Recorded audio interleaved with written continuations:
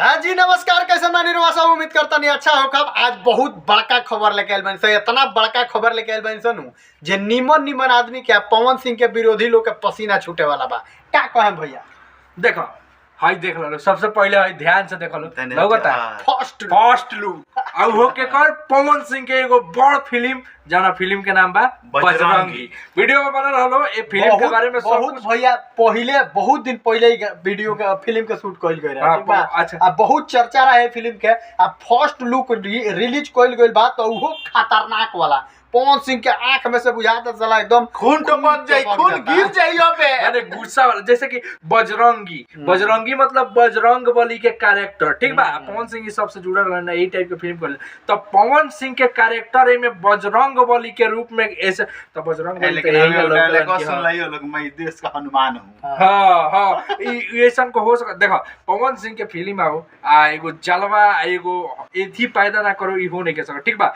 ये जी दोसर कोई रहे नु तो जी बगल में एगो हीरोइन राखी तू, वो हाफ वाला कॉमन फोटो खिंचवाली।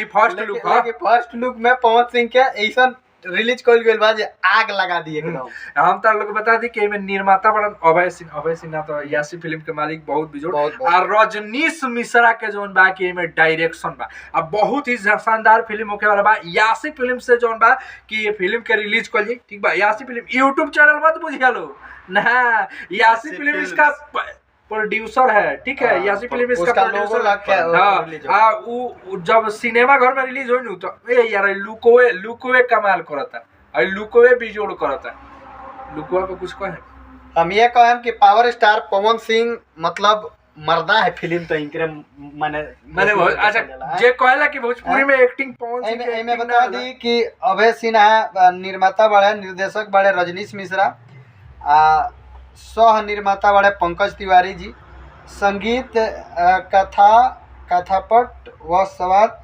रजनीश मिश्रा। अरे बाप रे, सब इनके कोई रहो डायरेक्शन अगर रजनीश मिश्रा जरूर धमाल मचाई तबाही होके वाला। भाई में हीरोइन के बा भैया, हीरोइन के नाम अभी नहीं के देते।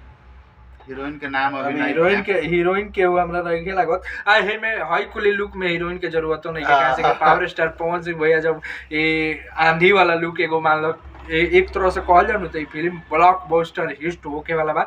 जहिया भी रिलीज होई, अभी फर्स्ट लुक आइल बा आ कहिया रिलीज होई एक और जोन बा की डेट यासी फिल्म से ही जल्दी। एक और बात बता दीजिए, आज धुरंधर भैया के एगो टीजर आइल बा फिल्म के तो जाना केगा फिल्म यार वाला ए तो तू लो देखले हो बोलो बहुत सारा, जैसे कि राजा रामेथी देखले हो बोलो, लेकिन हई आओ तब देखिए लो, ठीक बा।